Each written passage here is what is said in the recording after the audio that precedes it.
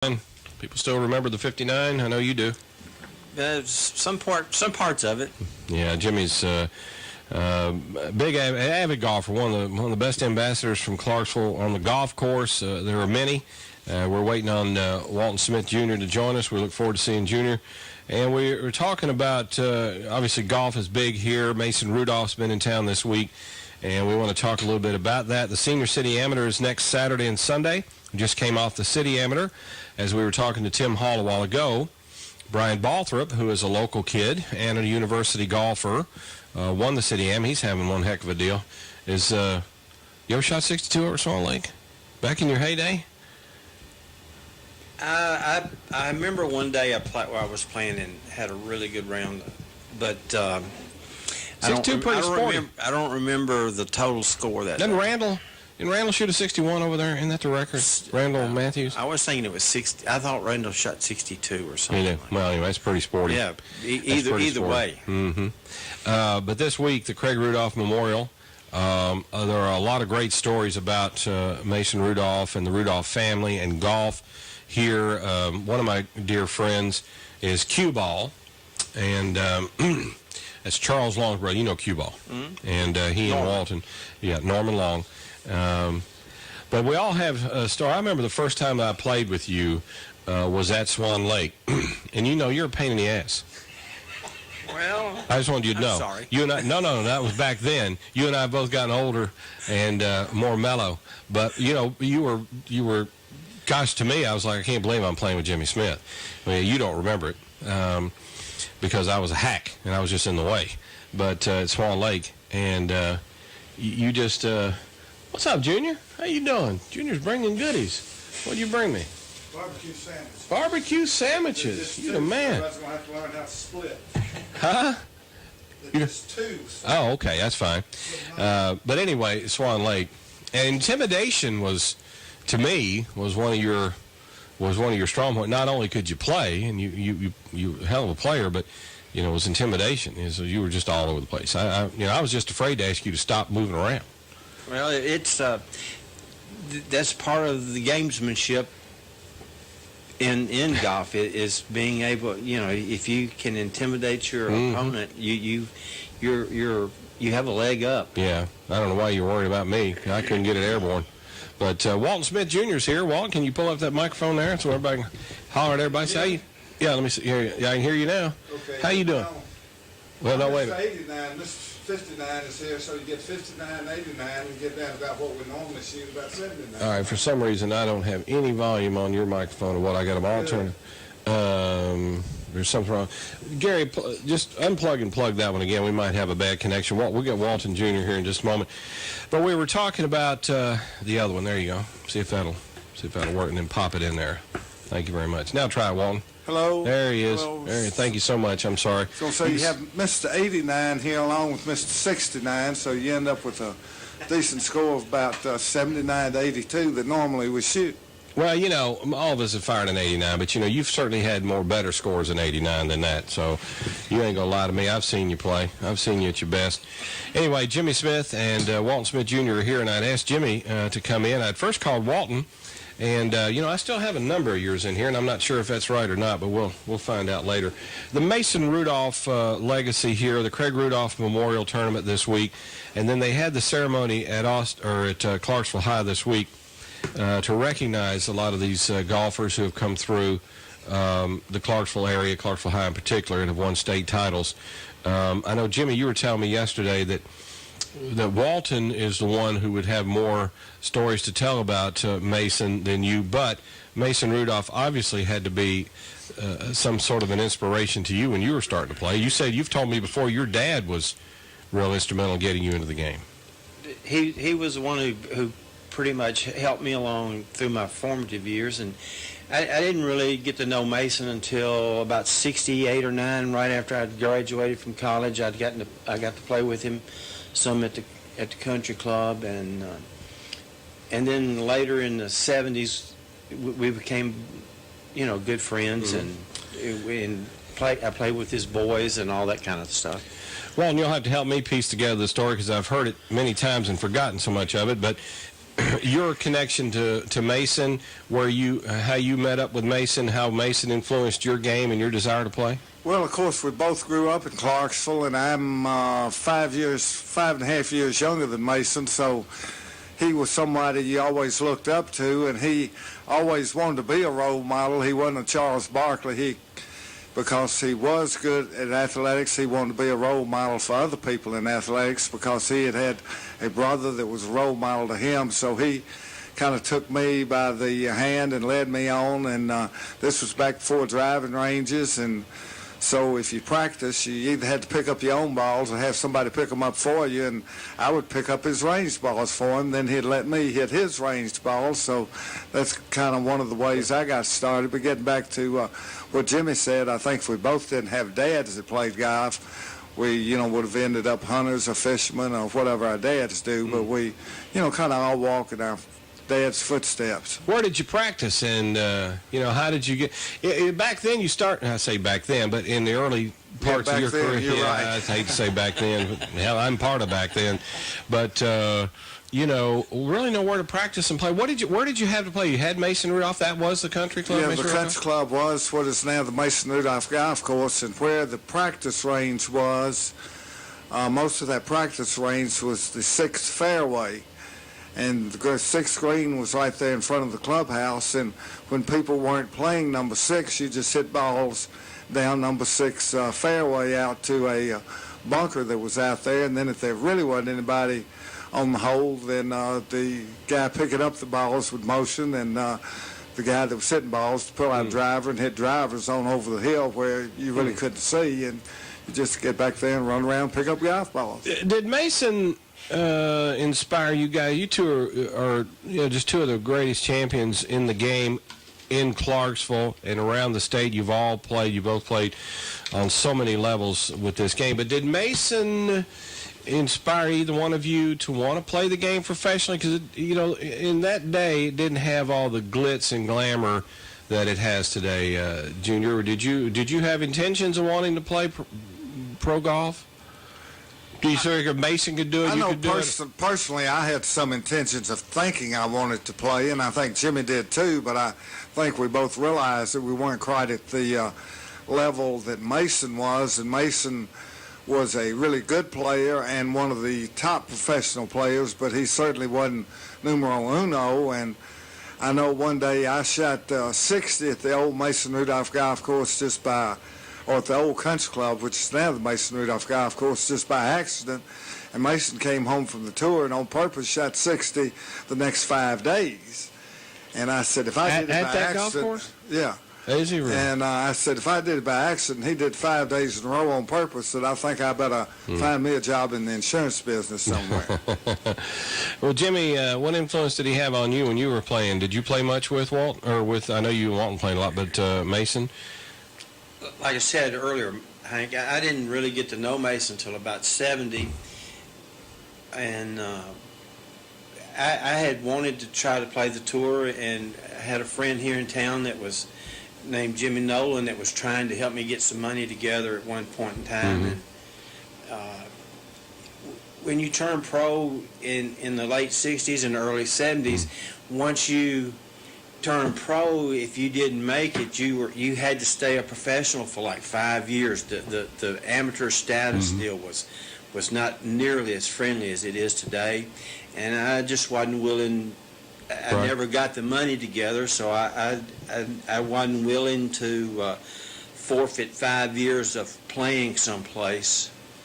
Walton, of course, when Mason was on tour, and I guess, and you may correct me, I guess his most memorable events were at the Masters and the duel with Jack Nicklaus. Is that right? Would that have been the pinnacle of his competition? One of them, and then again one year, and I forget what year it was Canterbury Country Club in Cleveland. He and Nicklaus were paired together in the final grouping, and actually Nicklaus was one shot ahead going into the last day, and Nicklaus ended up winning. It was when he broke Bobby Jones' records for winning 15 majors.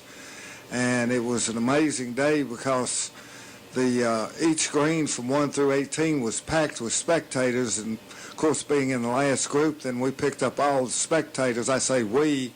I was lucky enough to have a badge and walk inside the ropes, and but picked up spectators on every hole, and we came to 18, and it seemed like there must have been 70,000 people there, you know, watching these two guys, along with the Australian Bruce Crampton. Bruce Crampton. Play the 18th hole, and I mean, it was just an awesome feeling, and I couldn't imagine what those guys felt like, especially Nicholas, you know, walking up there in his home state, near his hometown, to break a record that had been there for years. What did it mean to Mason? What did it do for him in his career? I mean, having those battles with Nicholas and being in the limelight. I think it helped his career along, because he ended up with a decent, recognizable name as far as being a professional golfer. And when it came exhibition season, which is different from the exhibition season they have today, then he was invited to play a lot of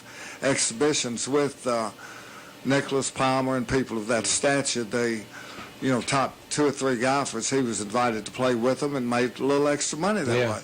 And it wasn't about the money back then. No, it wasn't about the money, but... How did he fall into playing golf and wanting to be a pro golfer? I mean, he just recognized he had the talent and went out there and gave it a shot and he could compete? Because it certainly wasn't about the money like it is today. No, I mean, he won the National Junior 49 years ago or 50 years ago, and so, you know, he's been a good player all his life. And he started here with his dad played, his older brother played, and they're just a competitive athletic family, and he found a niche in sports that he was good at. He also played football and basketball at Clarksville High, and after his freshman year in football, then he played real good that summer in golf, and we came back that fall to play football. 2 of the leading citizens in town had told Coach Dipmore, said, you know, the boy's got too good a chance to be a really good professional golfer, a really good golfer, and it's fine for him to play football, but you need to make a punter and a kicker out of him. He doesn't need to get hurt.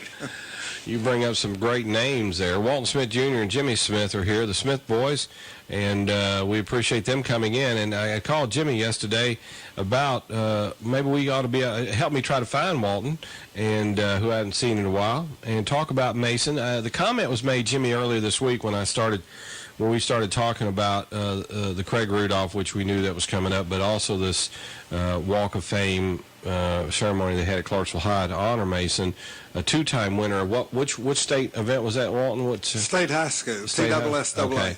And you had other names like James Brandon and Jim Morgan and others.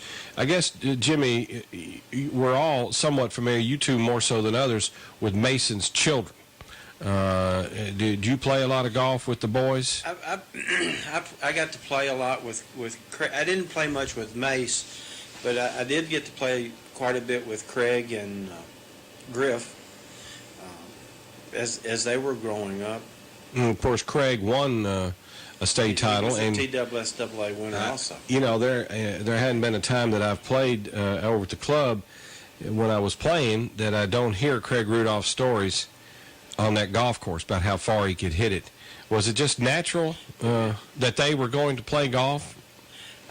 I would think that they had an inside track to being naturals, because they traveled a lot with their dad, and they both could really play. We're talking about Mason Rudolph. And the other comment, Walton, that has come up more than once this week because of all this attention was that Mason has not received the recognition that he should have. And I know these are all somewhat personal opinions, but has his impact on this community, his legacy in this community, been as well publicized, as well documented as you think it should have been, or what? Probably not, but Mason is the type of guy that's not out looking for recognition. He would rather fly under the radar than above the radar, and that's where he's been. He just kind of in the sidelines, helps people, does things, but he doesn't want any recognition for it. When they first started the golf camps that the TGA sponsors today, it was at this awful landish off-the-road place called Fall Creek Falls. And, you know, Mason was right there at the forefront, helping children and helping them become better golfers, give them lessons and all. And he didn't receive any recognition from that. And he talked Lou Graham and some of the rest of them, hey, you got to come up to Fall Creek Falls. It's nice, and come up there, and your name's not going to be in the paper, and your picture's not going to be in the paper, but we're going to help some youngsters. And that's his attitude. Is I don't need the pat on the back. I need the joy in my heart when I see something good happen. You mentioned more names. That's interesting. Lou Graham and others. Does he still have any conversation, relationship, communication with the guys he played with on the tour back then? Yes. He does. Not a great deal, but they have a relationship together. And 2 years ago, when I was in California for some radiation treatment for cancer, I called one of his cronies, Johnny Pott, and from then on, I didn't have to do anything for golf except just go to the golf course and mention that Johnny Pott was supposed to call out here and get me a tee time one time I play, and that was it. I played. You're a big name dropper, Walton. Let me tell you. Jimmy Smith and Walton Smith Jr. We're talking about Mason Rudolph. We're talking about golf. These two guys have been so active in golf for over the years. Jimmy, you and Walton have been great friends over the years, but has it always been that way? Because you guys were really heads-up competitors, and I've always noticed that, for folks to be really good, really great at what they do, they needed someone to kind of drive them along that way. Tell me about the relationship between you two competitively.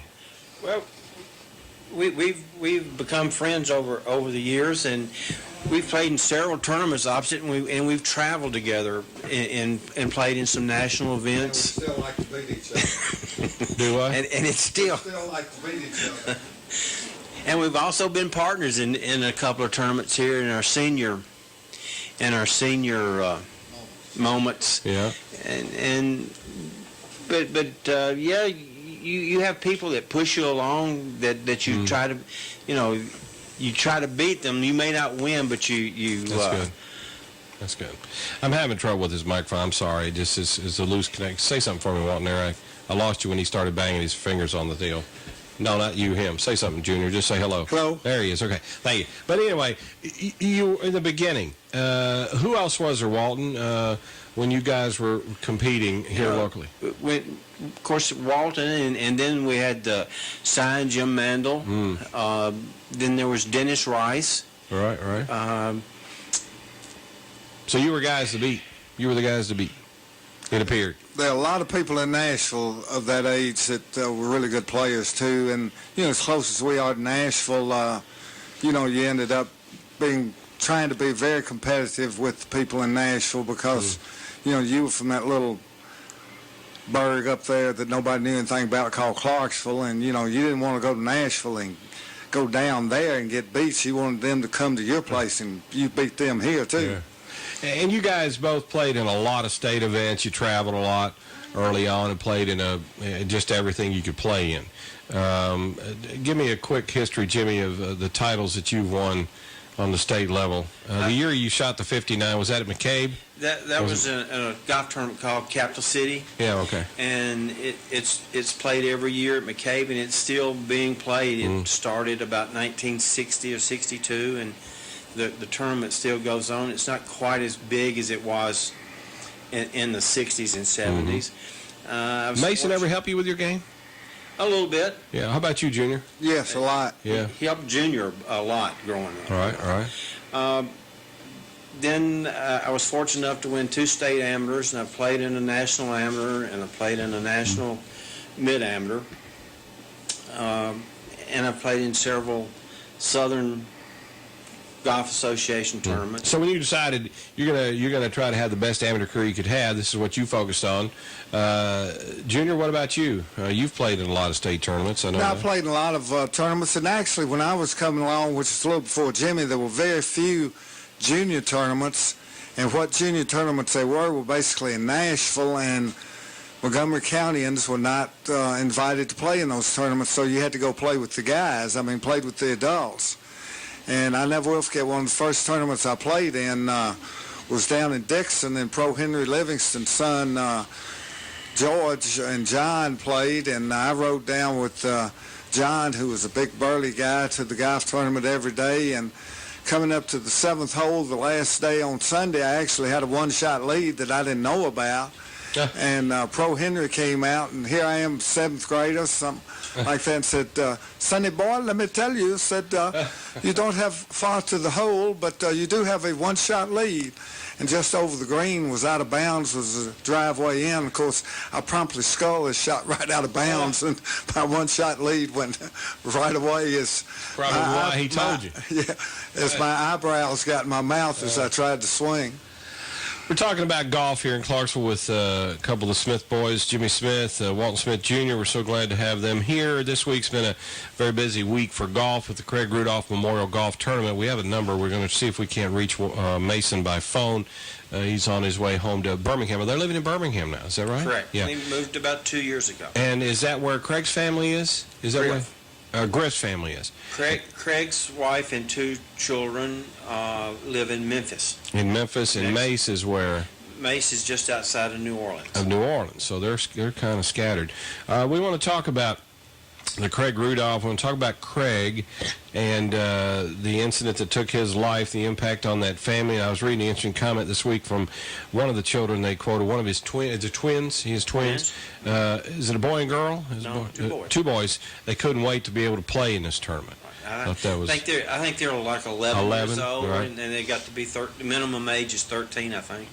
All right, stand by. We'll be back with more Clarksville in Review right after this timeout. Back. It is 9:33 on WJCM Radio, and we appreciate you being with us today, and certainly thanks to Walton Smith Jr. and Jimmy Smith for being in the studio. We're talking about golf, obviously. We're talking about the legacy, the history of golf here is led by the great Mason Rudolph, who is such a good friend of so many of us and such a great golfer and an advocate of golf and so forth. So this week, the Craig Rudolph Memorial Golf Tournament was held at the Clarksville Country Club, and Mason and his family and all were here, and we have Pro on the phone. Good morning, Pro. How you doing? I'm doing fine, Hank. Everything going good. How you doing? I'm doing all right, with the exception of having to put up with these 2 knuckleheads here in the studio, the Smith boys, you know. You had a good week this week. It was sure good to have you and the family in town. Well, thank you. They did a great job there at the country club with the weather, the rain, and everything. It just worked out great, and I couldn't believe how good the golf course was after all that rain on the night before the last round. But it was great shape under the conditions. How many years have we had this tournament going on, Pro? I believe this is the 10th one.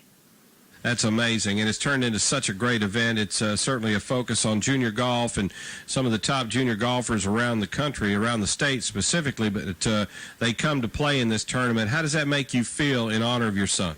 It's very gratifying because I just tell you, the Clarksville Country Club went all out with it at the start.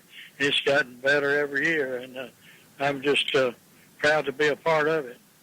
Well, it was neat to have all the family in this week. I know Sally Peterson and some of them were telling me about the banquet and the dinner and the tournament and so forth. It's all spawned from that. The most interesting thing I took away from this week's tournament was one of the twins saying he couldn't wait to play in this tournament. The golf bug has bitten them, Hank.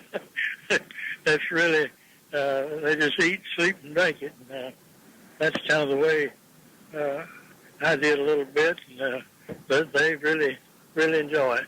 I don't see how anyone in your family's been able to escape the golf bug, to be honest with you. Well, I never tried to push it on them, want them to do what they wanted to do, and I didn't give them any instruction. I told my wife I wasn't going to give them any instruction till, they asked for it. Finally, Mace, when he was about 10 or 11, asked me something about the grip or something, and then Griff hurt him, and so he wanted. And so once they started wanting some help, I gave them that. But I stressed that you learn how to play on a golf course, not on the practice tee. And I said, get out there and play. And that's the thing that's what Walton and Jimmy and I did growing up. We played. We didn't stand on the practice tee. So that's the key today. But now they got these great practice areas, which kind of entices the kids to want to hit balls. Well, that's fine. You learn how to hit it on the range, but you learn how to play on the golf course.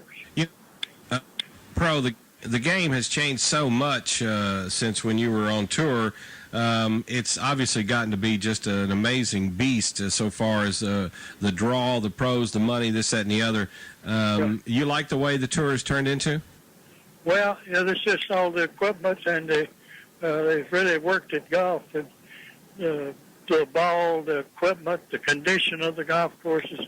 We used to have to break our wrist when we putted to pop the ball. So if it was going to hop, so if you popped it, it would kind of hop fairly straight. Nowadays, these greens are so good, the courses are so fine, that, boy, it's like putting on a billiard table. Do you ever think, Mason, about the time that you came along and played this great game? Do you look back and say, boy, I wish I'd have come along, a little later in life because the money was just so outrageous? Well, yeah, they're playing for so much money, but back there when we played, we didn't play for much money. There's near as much money, but gasoline went for 28 cents a gallon, and I could get a motel for, $200 for the week. That's a kitchenette and everything. So it wasn't near as expensive as it is now. And we had a lot of little things going on, and I really, golf was really good to me, Hank, and I was playing this game, and I would have played it even if they hadn't paid me, but they didn't know that, so I didn't tell them. No, I wouldn't have let anybody know that you would didn't want to take your check, but it's amazing to have you come back, and you have such a rich history here with so many friends. I look at Jimmy and Walton and what the influence you had on their life so far through this game, and so many people whose lives you've affected by getting them interested in golf. I just think that it's awesome, and it's awesome to have you all come back. Well, thank you. I've really enjoyed it, and I'm Clarksville, Tennessee. I'm indebted to what they did for me. Gave me a chance to play in all over the country when I really didn't have the means to go. So they were awful good. Is there any one thing about the game today, Pro, that may bother you? About how the game is played or where it's played or some of the players of the game? Is there what? Say that again. I said, is there anything about where the game of golf has come today that bothers you any? It seems like it's still a relatively pure gentleman's sport. Yeah, I think I think it's the greatest. Well, it's the greatest game they've come up with, and I think the rules hadn't changed that much. And that's good, because in golf, the reason I say it's the best sport that they've come up with, there's no referees, Hank. And it's these other sports, if the referee didn't see you, it's legal. So in golf, there's no cheating because you got to referee yourself. Well, that's awesome. I've never heard that observation put quite like that. That's awesome. Yeah. Well, yeah, I played all sports. Basketball was I played that at the high school level pretty good. And if I could bump you and I was guarding you and the referee didn't see it, that's fine. That's why it's legal to cheat if he didn't catch you. Walton was telling the story earlier about how when you wanted to play football, that Coach Detmore said, well, that's fine as long as he's kicking the ball. We don't want him to get hurt. He needs to play golf. Yeah, he told me the day I came back from the National Junior when Gabe Brewer had beaten me in the final, and to draw my football uniform, which was 1st of September.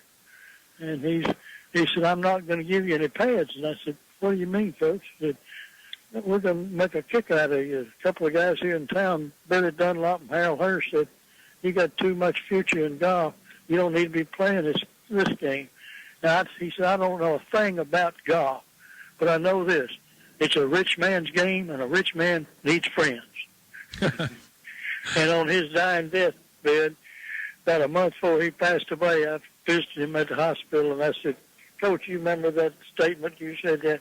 He looks up with a big grin on his face. I was right, wasn't I? Oh, that's awesome. Pro, what does it mean to have this tournament in honor of your son? Of course, we lost Craig way too young in life, but to have his memory perpetuated through golf, number one, and number two, through this huge tournament. It's just a great testament to him, and I think he was an awful good player. One of his big advantages was he understood the game, and he just he didn't let the game take him. He took it as it came. And I remember when he made the putt on the last green to win the state high school, he had about a 20-footer, and the guy he was tied with had an 8-footer. And it looked like, well, you know, he can't win this. He knocked that thing in the hole and didn't show any emotion, just kind of threw his hand up a little bit and went and got the ball. He didn't turn any flips, anything like that, and that was something that I saw that in him then.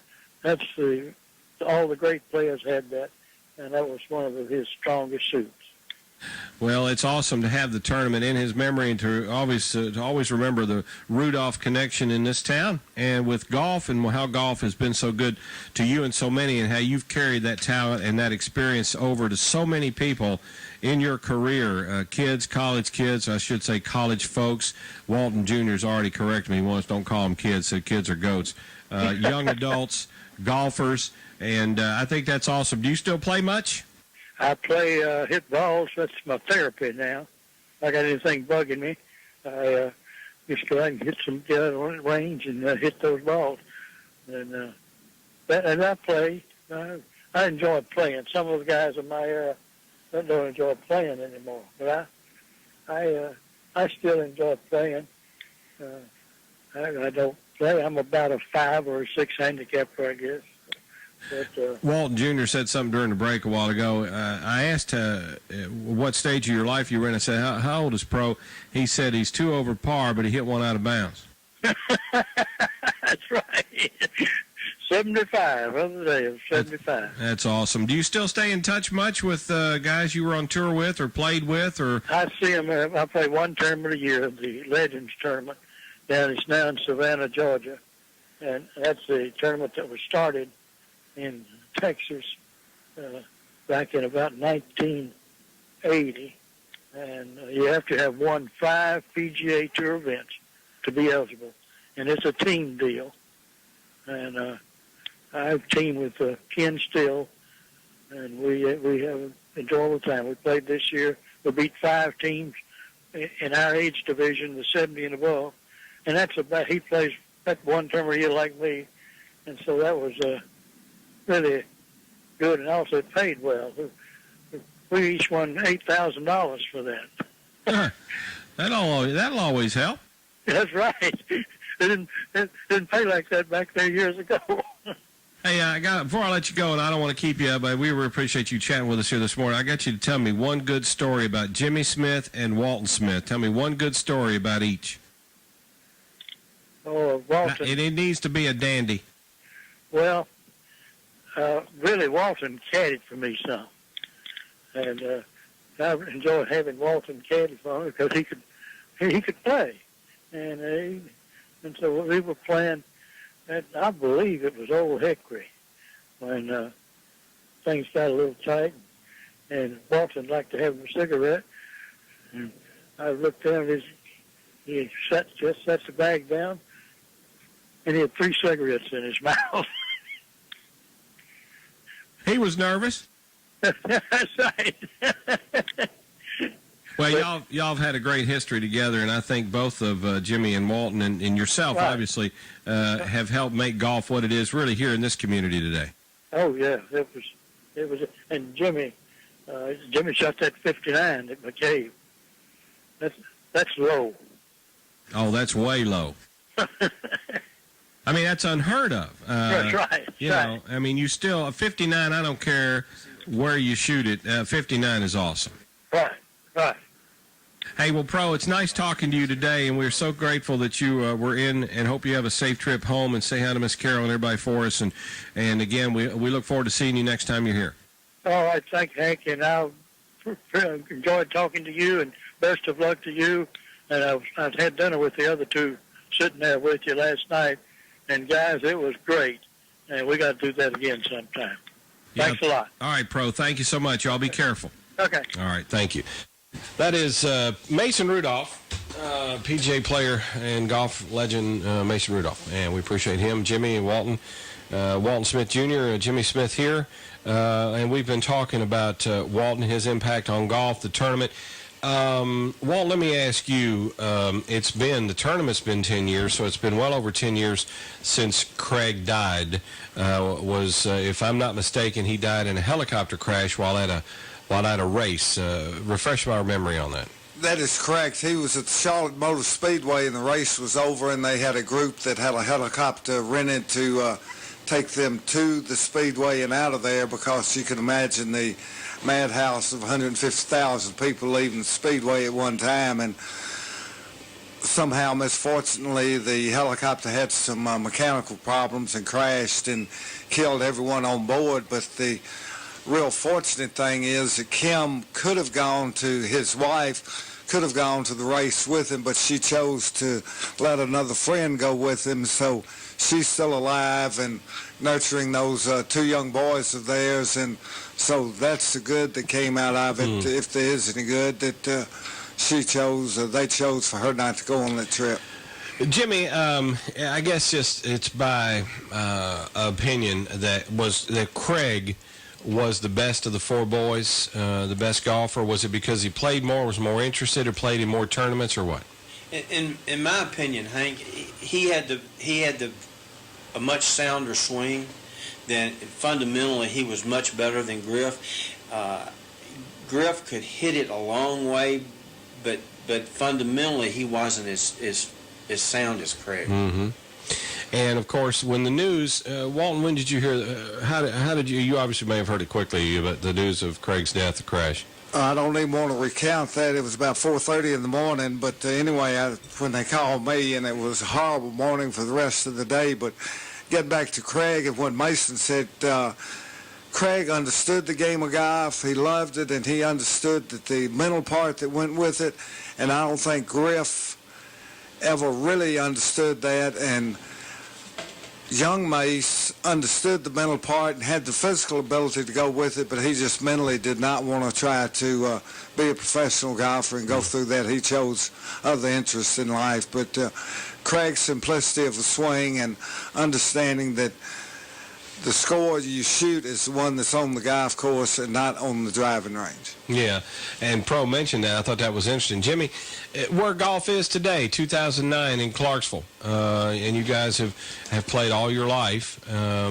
Is it as strong as it was, or was a time when it was really, I'd say, the 70s and 80s was fairly solid? I know the economies had a lot to do with how much folks will play or where they will play or how many tournaments, but what do you think of the game, how the game stacks up here today?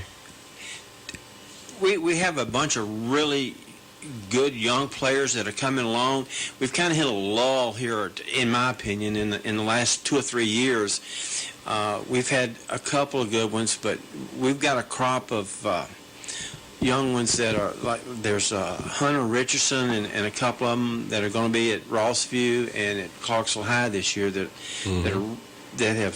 will really be good in about 3 or 4 years. What I think is neat about what the game has done and how it's changed is how it's gotten more women into the game, and then obviously Tiger has gotten more attention for his ethnicity, I guess, and bringing more attention into the fact that everybody can play if they get the opportunity. So the game, the face and the color of the game has obviously changed. What have you noticed about golfers over the last 15 years or so in how they play the game? To me, I think my observation is that they're rather fearless, and they don't get as nervous. When Pro was talking about Walton being so nervous at that tournament, I don't think most of us can imagine what it's like being in the final group and having to make a putt to win it and so forth.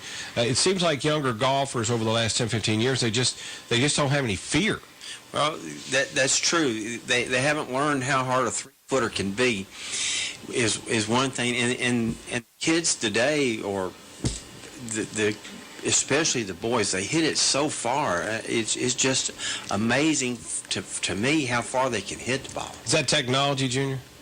That's a lot of it's technology. A lot of it's just the Tiger effect of, when you get through playing golf, you go to the gym, you don't go to the bar and drink beer. And a lot of the children's ability today is they start in competitions when they're 6, 7, 8 years old, where in my era there was very little junior golf, so you started in competition maybe at a young age, but they were with adults that you had no chance to beat, so there really wasn't any competition. There were people out there playing, but you were competing to make sure you didn't finish last in the 5th flight, not first in the championship flight. And so I think they grow up making 3-foot putts when they're 7, 8 years old to win prizes. So, when they're 15, 16, they've already made, 20 of these putts. So, what's another putt to win? Yeah. Are you happy with the technology of the game and where it's come? I always remember Jack Nicklaus 20-something plus years ago saying that he felt like the biggest thing that the pro tour, the game of golf, needed to keep its eye on was the golf ball and the technology about the golf ball, the dimples, the way the ball is made. There was a lot to do 20-some years ago about the square grooves and ping and all that stuff. But, Jimmy, what do you think about the technology and the changes in the game? Because they are hitting it a mile, and they're playing with balls that are, like, custom-made for them, and there's, like, a gazillion types of golf balls to play with. Amateurs don't really know, most of them, what kind of ball they need to play with. I think I kind of agree with you, Hank. The golf ball is the biggest difference, I think. And the problem, in my judgment, the problem is it's taking some of our really old, great golf courses that are kind of landlocked.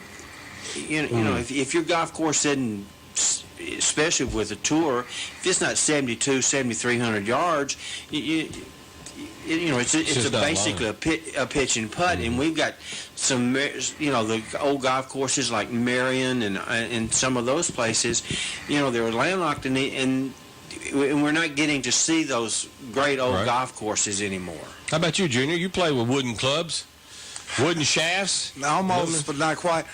No, the game has, through the technology, has opened up to a lot more people can play now than could play. So does that outweigh Marion becoming obsolete? Well, yes, to some people, no to some people. And we're going to find out next year, because I believe the U.S. Open goes back to Marion, and we'll see what kind of scores the pros can shoot there. And they have lengthened it as much as they can, so it'll be interesting to see. But anytime you have new technology, with the new technology, the people in Iran can hear us speak today on this radio show. With the technology today, a guy that's paraplegic can rent a golf cart with a special seat on it, and he can turn around and play golf and never leave that golf cart. Right. And 20 years ago, that couldn't have happened. So what do? We stop technology? Well, it's amazing, and to see all who are playing the game, and with this tournament, did you all get to watch? Junior, did you watch any of the tournament season with the kids? You impressed with the kids that are playing now? We recognize some that they were talking about at Clarksville High earlier this week. I remember Jim Organ in those days. Did he play with the Mandel boys and Rob and Powers and all that bunch back in the 70s? And then, of course, the Brandon kids I've seen grow up, Drew Miller. Who else am I missing? Of course, Craig and Mason. But, these kids, they spend all summers out on the golf course hitting balls and learning the game, and they could be doing so many other things. Right. Interrupt here just a second, but golf is basically a social game. And you'll see when the youngsters come along, if there are 5 or 6 of them that play pretty good and get along, they'll all get better because they'll continue to socialize with each other while they're at the golf course. And they don't have to go to Little League to socialize. They don't have to go to the swimming pool to socialize. But then if there are only 1 or 2 that are playing, they don't have the social outcomes from going out there and playing by yourself that you do in dealing with some team sports. And so as they come along, you'll see a group, and there'll be 5, 6 to 10 really pretty good players, and you'll go not a generation, but you'll go several years before you have another kind of grouping of players that go out there and socialize together and play off each other and want to beat each other and get better. Yeah. and there's always seemed to have been the best times for golf here is when you've had those scenarios, and we go back to the days, as we mentioned earlier, when we were all much younger, and you two were much younger and played more often, and we remember the 70s and the Mandels and Rob and that whole bit and yourself, and then I guess the 80s we had a wave of them, the Brandon boys, and who am I missing? Today you've got a string of Austin P golfers who have come through and are playing in this Balthrop, young Balthrop. Brian's playing obviously pretty well. So I think it's pretty neat, but kids will find a way to, get into something they're really involved in, love to practice, which most of us hated practice, whether it was football, basketball, or whatever, that they just love to be out on that golf course. Right now, they're the junior golfers. They have all these little tournaments around, and if you qualify, then you get to go to a kind of a year-end tournament. And in Clarksville, they have one over in Nashville for girls under 12 at the little course at Golf House. Well, I found out this week that out of the 12 girls that are invited to play there, 6 of them are from Clarksville. Oh, cool. So we've got 50% of the top girls under like 12 or 13 years old here in town. I was reading about, we've been reading a lot about the little Gocher. Samantha Gocher, is that her name? Yeah. Are y'all familiar? Well. She's playing really good. This tournament this week. Yeah, more and more people getting turned on by the game, and we go back to the reason we are spending time together here, and that's Mason Rudolph and his legacy, his impact, his pro career, and his children, and what that has meant here. One of the many reasons why this community is such a great, overall, well-rounded community, and through this game of golf. And so, anyway, kids continue to pick up. I knew that when Walmart started selling golf clubs that the game had changed. Well, Mason, I think, was the 3rd winner of the National Junior Golf Tournament, and so the National Junior certainly wasn't local, and so he led Tennessee into junior golf. He is junior golf. He represents junior golf in Tennessee, and that legacy will remain. And Tennessee right now has almost 400 youngsters playing golf somewhere in college, either on scholarship or non-scholarship. And that ranks, I believe, 4th or 5th behind California, Texas, and Florida, and maybe one other state, is we have more youngsters playing golf in college than any other state except amazing. Those 4, and that's amazing. And then you take how many we have from Clarksville, Stacy, and Balthrops, and Drew Miller, and all of them, then, it's a great game, and it makes great friendships that last a lifetime. It's a game of a lifetime. That's awesome. Well, it's going to be an interesting end of the summer. And, Jimmy, are you playing much any at all? You're not competing much anymore, or are you just out picking pockets at the country club? Now, Hank. Nothing. I go back to where I started the show when I first round I ever played with you. But go ahead. But I plan to play in the state senior amateur, and there's a Society of Senior tournament I may play in Chattanooga in late September, early October. Is that the tournament Junior won? No. Junior, is that the tournament? What was the tournament you won, the senior tournament? What tournament was that got you in the tournament champion? It's just state senior. State senior, all right. And but I play Saturdays and Sundays and try to get there an afternoon or two after work. Yeah. So as Junior said earlier, and Mason mentioned, it is a game for life, and you don't really retire. You just shoot higher scores. But that's true. And you stand a little closer to the ball after you hit it. Yeah, I'm still trying to get that. Who told that joke? I'm still trying to get that. Was Junior, did you tell that joke about it? Or would you tell? I don't think you want that one on the air, Hank, so I think you need to drop that one. All right, so I've gone this far with the two of you in here, and we've managed to keep our FCC license. We left our recorder at home that we used last night. So. Well, I appreciate you guys coming in, and certainly, Junior, good luck to you, my man. It's good to see you, and good luck with your treatments, and good health, speedy recovery, and see you back on the golf course as soon as possible. I know how much you love the game and how good you play the game. And, Jimmy, it's good to see you as well. Thanks, Hank. And I've had to be nice to Jimmy today because he's also my company accountant. Well, you're kind. Huh? You're kind. I'm kind. I'm a businessman. I understand what time it is. But we appreciate you coming in. I'd called Jimmy late yesterday, and he really did me a favor and did me a great favor by hooking me up with Walton Jr. And Jr., we love you, man. And we appreciate you coming in. And we appreciate all of you for being with us. Stand by. We have Real Estate Radio.